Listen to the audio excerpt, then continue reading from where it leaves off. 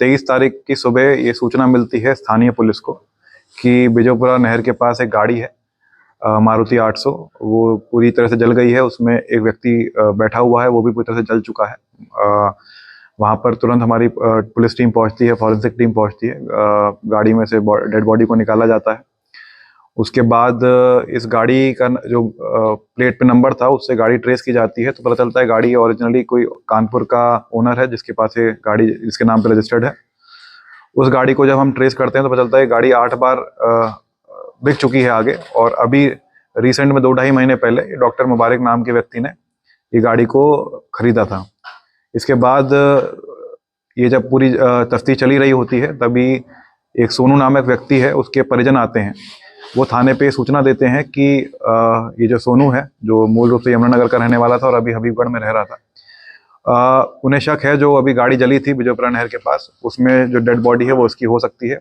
क्योंकि जो डॉक्टर मुबारक है वो उस पर लोन इतना ज़्यादा चढ़ गया था कि वो अपनी मौत की साजिश रचने की प्लानिंग कर रहा था और वो डेड बॉडी और पुरानी गाड़ी भी ढूंढ रहा था, ऐसा उनके द्वारा बताया गया। इसमें जब हमने पूरी जांच तफ्तीश करी तो इसमें हमने जब डॉक्टर मुबारक को पकड़ा तो उसके द्वारा पूरी घटना को कबूल लिया गया है। उसने बताया कि उस पर करीब 26 से 30 लाख रुपए उसने उधारी ले रखे थे और भी उसने जो गाड़ियां और जो अपना घर था उस पर भी उसका लोन चल रहा था। और वो बहुत दिनों से इस लोन से छुटकारा पाने के लिए अपना डेथ सर्टिफिकेट बनाने के लिए एक प्लानिंग कर रहा था, जिसके तहत उसको एक पुरानी गाड़ी चाहिए थी और एक डेड बॉडी चाहिए थी। डेड बॉडी के लिए उसने काफ़ी जगहों पर संपर्क भी किया था कि कोई लावारिस लाश मिलती है तो उसको प्लानिंग के तहत उसको अपनी ही आइडेंटिटी दिखा के, उसको मरा हुआ दिखा के अपना डेथ सर्टिफिकेट बनवा लेगा, जिससे उसके सारे लोन और इंश्योरेंस क्लेम भी उसको मिल जाएगा। और इसी प्लानिंग के तहत उस दिन भी जब इसको डेड बॉडी नहीं मिल पाई काफ़ी प्रयास के बाद, तो इसकी सोनू से बात हुई। सोनू को ये पहले से ही जानता था क्योंकि उसके बहनोई के कारखाने में, जो डॉक्टर मुबारक हैं उसके बहनोई के कारखाने में काम करता था। कभी कभार ये उससे पैसे मांगकर शराब भी पीता था सोनू।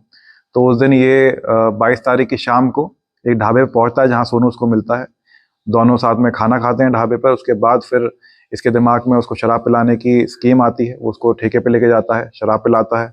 जब काफ़ी नशे में सोनू हो जाता है तो उसको गाड़ी में एक जगह रखकर, जहाँ पर ये गाड़ी जली थी वहाँ पर गाड़ी को पार्क कर दिया जाता है। उसके बाद उसके पास एक पेट्रोल की बोतल रखकर उस गाड़ी को जला दिया जाता है। ये जो सोनू है उसमें अंदर जिंदा ही जल जाता है। उसके बाद से ये 2-3 दिन अपनी दूसरी गाड़ी में छुप के रहता है। उसके बाद ये सिकरोड़ा गांव भी जाता है, वहाँ पर भी इसकी प्लानिंग थी कि जब ये बात खत्म हो जाएगी तो अपने परिजनों से संपर्क करेगा, पूरी बात उनको बताएगा, उनके थ्रू डेथ सर्टिफिकेट बनवाएगा। लेकिन ये वापस जब घटनास्थल कल आता है देखने, पुलिस के द्वारा गिरफ्तार इसको कर लिया गया था। पुलिस के गिरफ्तार करते ही इसने पूरी घटना भी कबूल ली है। जो सोनू का लॉकेट था जो उसके गले से मिला था वो भी इसके द्वारा बरामद कर लिया गया है। जो इसके कागजात थे सोनू से संबंधित या इसके लोगों के कागजात थे वो भी इससे बरामद कर लिए गए हैं। हमने सीसीटीवी फुटेज भी इसमें कलेक्ट करी है जिसमें दिख रहे हैं साथ में गाड़ी में जाते हुए, जिसमें ठेके पे शराब लेते हुए सोनू दिख रहा है। तो ये पूरी हमने जब साइंटिफिक एविडेंस पूरे इसमें कलेक्ट किए हैं तो पूरी स्टोरी इस तरह बनती है। ये इसको अब पकड़ लिया है, इसने अपना जुर्म इकबाल भी कर लिया। इसी घटना में, एक हत्या के घटना में इसका मुकदमा पंजीकृत करके इसको आज जेल भेजा जा रहा है। सर क्या पत्नी भी इसमें कहीं ना कहीं इन्वॉल्व है? क्योंकि जो पूछताछ में उसने बताया कि मेरी पत्नी मृत्यु प्रमाण पत्र बनवा कर उसका लोन का पैसा लेती, क्या? जी हाँ, जब हमने से गहनता से पूछताछ करी है, पत्नी से ही पूछताछ करी है, तो उसमें बात ये निकल के आ रही थी कि पत्नी को ये प्लानिंग का पता नहीं था कि ये किसी जिंदा आदमी को मार देगा। उसको यही बताया गया था कि एक मृत डेड बॉडी ढूंढ रहा है जिसके साथ ये मिलकर ये पूरी साजिश रचेगा। तो अभी तक तो पत्नी की संलिप्तता नहीं आई है, लेकिन आगे अभी तक गहनता से विवेचना चल रही है इसमें।